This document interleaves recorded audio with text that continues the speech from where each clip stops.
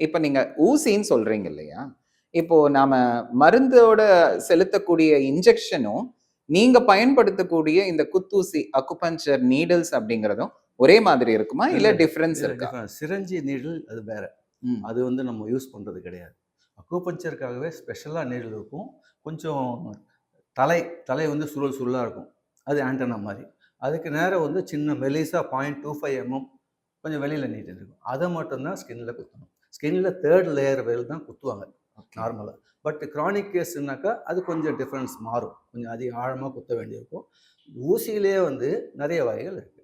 Okay. இப்போ அதுதான் அடுத்த கேள்வியா கேட்கணும்னு நெனச்சேன்.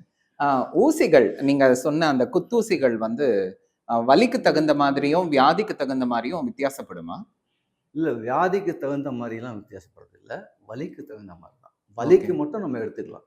வியாதிக்கு வந்து எல்லாமே மேலோட்டமா போடக்கூடிய ஊசிகள் தான். நீங்க பயன்படுத்தக்கூடிய ஊசிகளுக்கு அ சைஸ், ஷேப்பு அந்த மாரி ஏதாவது இருக்கா? இருக்கு. அப்ப அக்குபஞ்சர்லயே வந்து அந்த ஒவ்வொரு பாயிண்ட் இருக்கு இல்லையா? அதோட மெஷர்மென்ட் இருக்கு. அத சுன்னு சொல்லுவாங்க. அதே மாரி ஊசிக்கும் சுன் அளவு அதனோட அளவு சுன். ஒரு சுன்னாக்கா இந்த கட்டை விரல் அகலம் இருக்கும். அது இப்படி வச்சு பார்த்தீங்கன்னா, இந்த அகலம் வந்துரும். ஓகே. அது ஒரு சுன். ஊசியிலயும் வந்து அதிலேயே 1/4 சுன் இருக்கு, 1/2 சுன் இருக்கு, 1 சுன் இருக்கு, 2 இருக்கு, 4 இருக்கு, 5 சுன் இருக்கு. எல்லாமே 0.25 தான் இருக்கும் திக்னஸ். Okay, okay.